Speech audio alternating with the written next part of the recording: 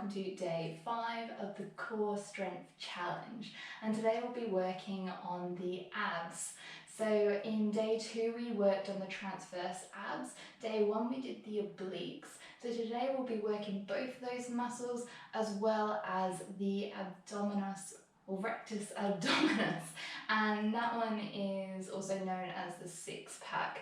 So we'll do 2 exercises today. You can do these as often as you like, and we'll be starting lying on our backs.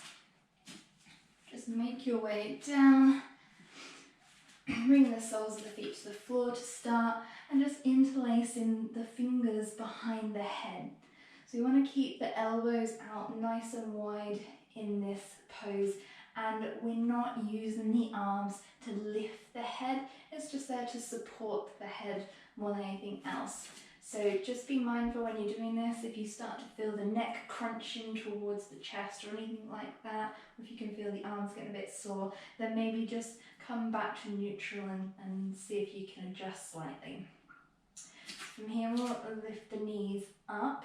You want your knee to be stacked over your hip as much as possible. I know, especially for me, my knees do tend to come in a little bit, so it's just again being mindful, trying to keep the knee stacked over the hip. So we're taking bicycle crunches, and we're going to try and take them nice and slow so we can really feel the muscles engage.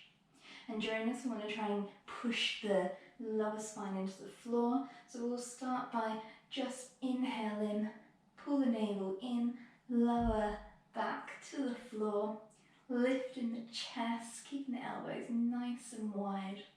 And we'll start with the left leg. So the left leg goes out long, hovering above the mat, then just bringing the left arm towards the right knee. And then inhale back to center, and then exhale, we'll take it to the opposite side. So we'll do 10 of these, and we just want to try and move nice and slowly.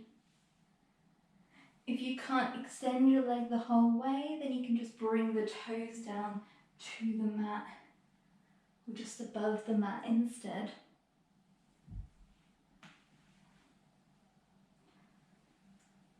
We've got another 4, 3, 2,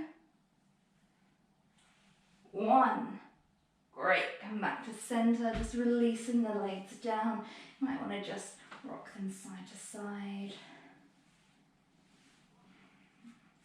We'll do that one more time. So setting back up, bringing the knees up, so knees are stacked over the hips, and then pulling the navel in, lifting the chest up, keeping the elbows nice and wide. And we'll start again with the left. So the left leg out long, crossing the left elbow towards the right knee. Inhale to center, exhale opposite side. Inhale to center, exhale opposite side. Inhale to center, and we'll go for another 10, 9, 8, 7, 6, 5, make sure your lower back is still pushing into the floor, 3, 2, 1. Great, and then just coming back down, releasing the legs, maybe just rock them out. Great, so we've got one more exercise for you, and again we'll bring the knees up, so the knees are again stacked over the hips as much as you can. We'll bring the arms out to the side this time, palms facing down. Try and push the lower back into the floor, navel to spine. On the exhale, just bring the knees over to the right, just letting them hover. And then pull the navel in to come back to center. Exhale over to the other side. Inhale to center. Exhale to the right. Inhale to center. Over to the left. Inhale to center. Exhale to the right. And we'll just do this for 4 more.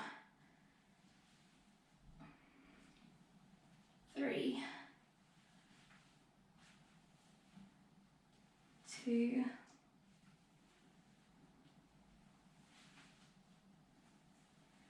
and 1.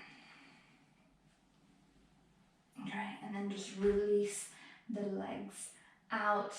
Again, you might like to just rock them side to side, or you can bring the knees in towards the chest, maybe just gently rocking back and forth here.